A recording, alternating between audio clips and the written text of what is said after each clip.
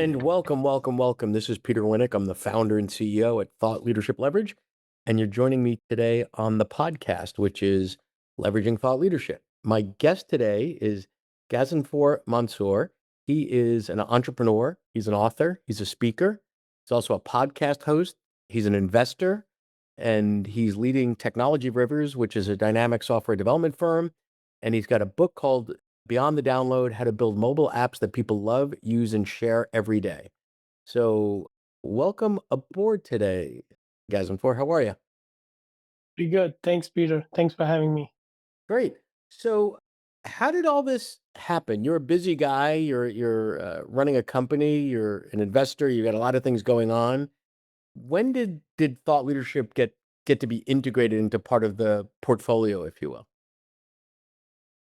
I would say it was just a natural transition that happened. I was focusing on just growing my business. And as part of growing the business, we started doing different things. So, for example, creating content, because initially, as we were growing the business, it was more relationship based, meeting Yes. people at conferences, Yes. referral.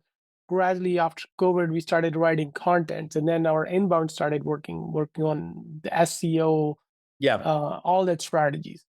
So as those started content started working, we realized, okay, we need to dig more into it. And that's when started working on the podcast. So that's when I started the lessons from the lead because sharing more experiences again. And an initial thought was more the video content because Yes. previously we're missing those contents. Hmm. And the book was in parallel. That's a 3 year long effort. And I always wanted to share my experiences on the mobile apps because I've been involved in mobile for a long Sure. time. So built so many different apps before even starting this business because I've been involved in mobile since 2000. So Hmm. with all those experiences on the mobile, the growth strategies. So the book started, that was in parallel work. Then the podcast started. And then the speaking part. Obviously, as you are talking about different experiences on the healthcare, the mobile, the growth strategies, how did Right. 10x growth through AI and technology, all the different topics, my interest. So those things naturally started happening because people started asking, can you talk about this thing? Sure. So So let me it's ask you not this that was then. a planned, it was just mm, mm, naturally transitioned No, toward I that. like that. So let me ask you this. So it sounds like, there's the podcast, there's content that you're writing, there's now the book. So those are different formats, those are different modalities. I wanted to ask, you know, it doesn't mean that the different ideas have to stay in the different modalities. They're fluid, right? So you might have, and I'm saying, you have an interesting podcast conversation that might lead to an article or that might lead to pieces in the book. How did that all flow through the various formats for you? So those are also as part of the learning process. So for example, we started creating podcasts and then the podcast needs to go to, for example, we create the content out of the podcast that goes to the business side because the podcast is the personal branding part. So that's Hmm. has nothing to do with business. But then if the podcast is talking about some of the experiences that I'm sharing that's related to my business, that also will go there. But then it goes in a different way. How do we repurpose those contents out of those blogs that will go to the website? Same is the concept with the book, because book is about the mobile app growth strategies, Sure. and So majority it's of our more, work. so the book is a more specific subset of the overarching thought leadership in its own container, if you will, right? That's right. And then because even in the healthcare or whatever the different work we are doing, the mobile is the technology part, Yes. healthcare is a vertical part. So Yes. if you're building healthcare and mobile, so that's where we are getting a lot of that traction. So our business, if you look at it, it's you can see a trio: healthcare, mobile, and AI. These are the three areas that Correct. I talk about. These are the three areas of expertise, and they're all somewhat related. Got it. Got it. Very interesting. So you've got all these things and it starts as a way to sort of elevate the brand, right? And do the content marketing. But it sounds like there's also a relationship development piece. Like when you're having a conversation with someone on a podcast or someone's inviting you to speak, that opens other doors. Walk me through sort of maybe something along the lines of like how much time you're spending as a thought leader and how that directly has an impact on the business for you.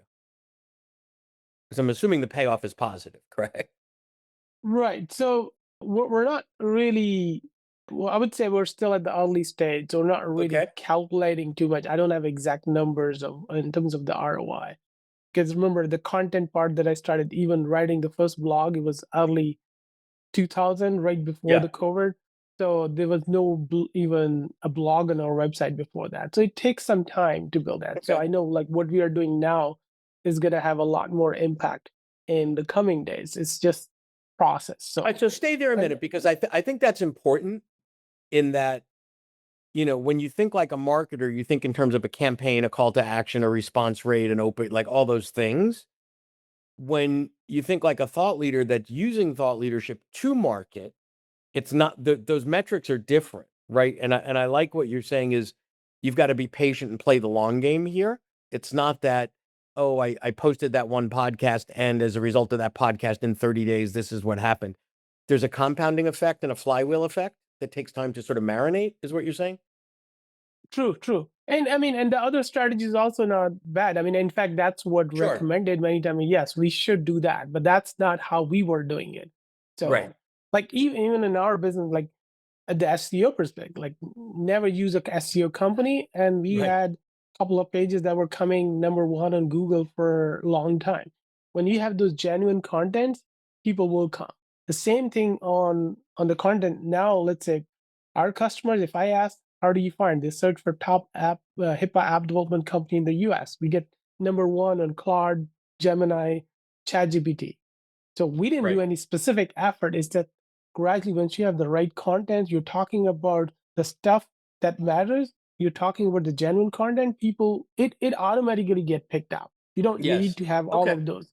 So So if the somebody was to be starting on this journey today, what would you advise them to do differently than what you are doing or have done? And what would you advise them to replicate from what you're doing? I would advise them not to hire a marketer to do any of this because here is the reason. Because when marketer, and again, nothing against the marketers, but marketers when are writing the stuff, they're writing it for multiple people. The depth is not there. So you as an expert know exactly your field, whether you're an athlete or a healthcare professional or any. When you talk about your specific stuff, that makes a difference, and that's what people are interested in. If your contents are good, if you're talking about something, you're providing some value, people will come and listen to you. They will read, they will interact with you, and those conversations will automatically get picked up. And then you will have a visibility, you will have an ROI. Got it. I love that. I love that. So, it's easier for people to say, well, let's just hire somebody to do that, right? Because they know. But I think that for the most part, as you mentioned with the SEO, it needs to be you. It needs to feel like you. It needs to say what you're saying. You're not going to get expertise by outsourcing copywriting because this isn't copywriting. There's a big difference between copywriting and thought leadership, right? And I think Exactly. that people put them in the same bucket and they're very different. So, for example, when people are approaching you now and saying, "Hey, I saw what you wrote or that podcast you did, whatever, come speak to my organization," right? That to me speaks to the fact that it's working. They're like, "Wow, this guy's smart. He's got a perspective. He's got a way of thinking, and I want to bring him over here." Right? True, true. Yeah. And I would also add that as we're talking with the marketer again, nothing against them, but it's like treat it as if you're using AI. So AI can generate content, but if you're not giving the right context, it's just gonna be producing same for everything. So when you're working with marketer as well, like when they have to be specifically working with you to extract the knowledge out of you, and in order for them to even extract that knowledge, the questions have to become accordingly so that they get the right knowledge so Sure. that that is so the same is the case with AI. So if you are providing all the detail and AI is just helping you optimize those contents, maybe just improving the copy part of it, then it's great. But if AI is just So generating the stay there a content minute and it's because relying there. I think that the debate not that long ago with AI was, "I'll never use it. It's terrible. It writes bad copy, blah, blah, blah, blah, blah." And I think that, at least from my experience, what I'm finding now is different thought leaders are using AI differently, right? Anything from a research assistant to a sparring partner to someone to give it context. Like, let's say it's a keynote and you've never keynoted to that type of audience before. You can say, here's who I am, here's my work, here's my typical keynote. How might I make this more relevant to, I don't know, financial services or CPG people or whatever? So it sounds like that's what you're doing. You've figured out where it's the right resource for you. And you've also figured out, which is equally important, where not to use it. Could you say a little more about that? Because that's something I think we're all wrestling with today.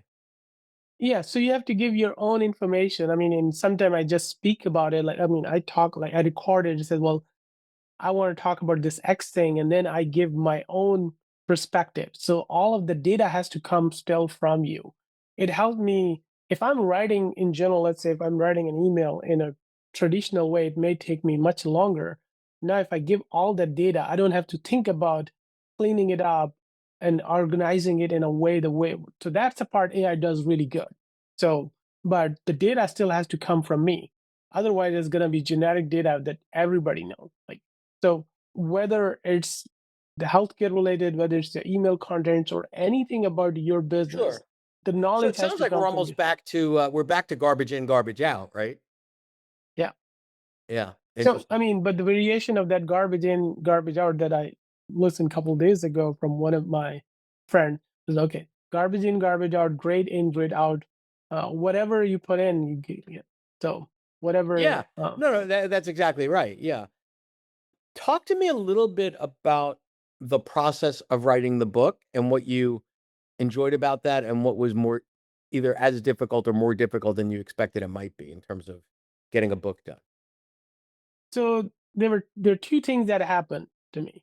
One was we wanted to write an ebook, which Sure. was on the mobile app Playbook. Yep. That's how we started as an ebook. So it was a small ebook, got bigger, got to 35 pages. We realized it's too big for an ebook. Okay. Let's trim down the ebook to a smaller version. But Okay. now, okay, now we already got this one. Why don't we expand it into a book? Okay. And then around the same time, or maybe before, I wrote multiple blogs on this topic. In fact, the blog topic was also beyond the download. It wasn't really more at the similar subtitle, but it was more about how to build the mobile apps where like people get more insights and predictive or like get more retention. So there was a series of three blogs that I wrote before writing Okay. even this book.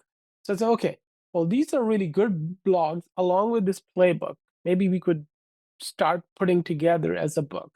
And then obviously then additional part come in. There's a chapter on AI, how to use Sure. AI to do that. So and then So it does let not me just obviously let me so you didn't start with the blank slate of I'm going to write a book. It's got to be 60,000 pages, etc. You had components that you knew were going to be a core foundational piece of the book to build around it, which I think that's one of the beautiful things about thought leadership is wow, hey, I wrote these 50 blogs or whatever. I know these 15 really resonated most with folks. So that's intelligence to say, great, let me stick to the stuff that works. And by the way, it's already written. I can expand on that idea, right? Right. That's kind of the way you did it. that that's exactly. Yeah. So that's interesting because the classic way to write a book, and I don't believe it any longer the correct way, is come up with the hypothesis, research it, write it, get it out there, and pray for the best, right? In terms of the receptivity. But we live in a world now where I think you have an obligation to yourself to say, let me put something out, whether it's on LinkedIn or a video or whatever, and see where it sticks and to who it sticks. Because we're really bad at judging our own ideas in terms of what's going to stick and what won't. And I think you have to have the courage to put it out there. I think sometimes thought leaders are afraid to put something out that's not great or might not be perceived as great. How did you deal with that? Because not everything you put out is stellar, right? Like some's better than others. How do you deal with that? I think once you start looking at it, that what is great and what is not, you look towards the perfection that never get lost. So I don't care too much on that part. All I care is, okay, this is what I believe in. This is the right thing. So we started writing those contents, and that's how the book shape came into. Hmm. So because if we started figuring out whether people will use it or not, will it's perfect or not, that would have put us in a total different path, I would say. Yeah, no, I think that's right. Cool. Any other non-obvious benefits that comes to you or has come to you as a result of writing the book and doing the podcast and all the things that you do as a thought leader? I think, well, I mean, there are many benefits, or different people are using it for different reasons. Some people are just for monetization. So Sure. our goal is more sharing my experience, whatever I learned along the way in my career, sharing that Hmm. experience, and then gradually, automatically, it came towards the thought leadership. So Yeah. obviously, the bigger benefit that I see now is, obviously, as we're talking to our customer and you share the book with them, now it's building the credibility, because people, if you're writing a book, it is shared based on some experiences. So it's not like another company who just say, "Oh, we can build the mobile app." Now that this is where we're sharing all those experiences. Once people see it, the strategies that came out of those are the Yeah. one that talks a lot. So obviously that helps a lot. And there's probably an expectation from the people that follow you that if you're putting something out there, it's thoughtful, it's on point, it's relevant. So when I think about, why do people follow different thought leaders, right? There's trust, there's curation, there's consistency, there's quality. So those are also great elements of your brand as well as the organization's brand, right? Why would we keep doing this? So this has been awesome. I appreciate your time and thank you for sharing your journey with us today. Appreciate it. No problem. Thanks for having me. To learn more about Thought Leadership Leverage, please visit our website at thoughtleadershipleverage.com. To reach me directly, feel free to email me at peter@thoughtleadershipleverage.com. And please subscribe to Leveraging Thought Leadership on iTunes or your favorite podcast app to get your weekly episode automatically.